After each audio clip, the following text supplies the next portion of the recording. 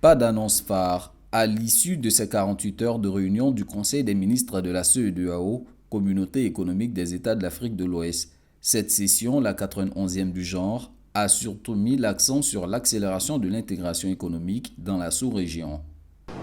La plupart de nos discussions ont touché l'union douanière, l'union de la question de l'éco, la monnaie commune, l'élimination des barrières tarifaires, le corridor Abidjan-Lagos et d'autres corridors du commerce qui sont renforcés de plus en plus grâce à l'action posée par la CEDEAO. Nous accomplissons des progrès. Des progrès menacés par l'instabilité politique dans certains États membres.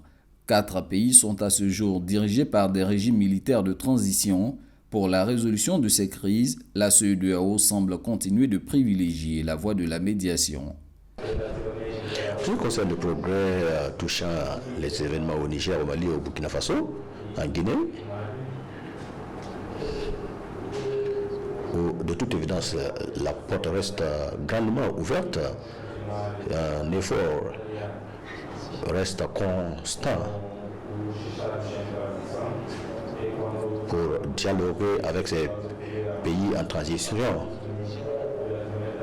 Je parle du Burkina Faso, du Mali et de la Guinée. Pour ce qui concerne la Guinée, nous continuons de mener des efforts pour résoudre la situation qui est en cours dans ce pays et nous fondons de l'espoir que cette situation connaîtra une résolution dans le futur très proche. Les recommandations de cette 91e session du Conseil des ministres de la CEDEAO seront soumises à la décision finale de la conférence des chefs d'État et de gouvernement qui se réunira ce dimanche 10 décembre à Abuja.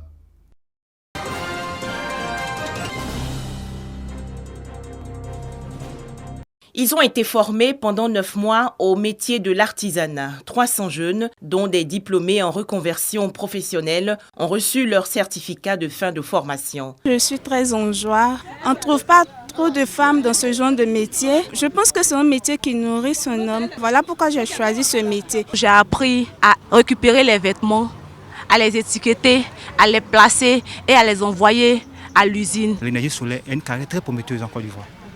Je suis vraiment très content d'avoir choisi ce métier. Estimé à plus de 150 millions de francs CFA, ce programme de mise en apprentissage est une initiative de la Chambre nationale de métiers de Côte d'Ivoire, soutenue par l'Agence Emploi Jeunes depuis novembre 2022, et cela à travers un accord de partenariat. Il y a au moins 30% des femmes qui ont été formées pour répondre à la volonté du chef de l'État. La signature de cette convention répond à l'insertion socio-professionnelle de la jeunesse. Notre travail de formation va continuer parce qu'en 2024, nous espérons, avec le ministre en charge de la jeunesse, nous allons encore former au moins sur 3 ans 7500 jeunes. À noter que 120 maîtres artisans ont participé à la formation des 300 jeunes récipiendaires. Ce projet a ciblé 10 localités du pays, dont Abobo dans la région sud, Yamoussoukro au centre et Man dans la partie ouest.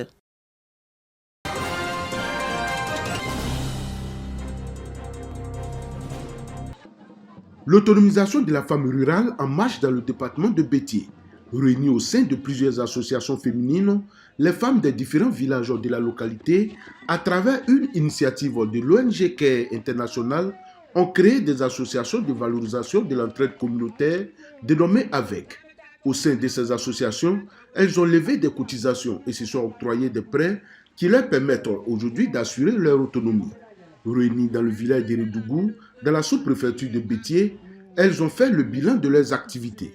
Les 30 AVEC dans les départements de Bétié et d'Aboisseau ont mobilisé comme épargne la somme de 100 959 millions. Comme fonds de solidarité, la somme de 6 770 200 francs.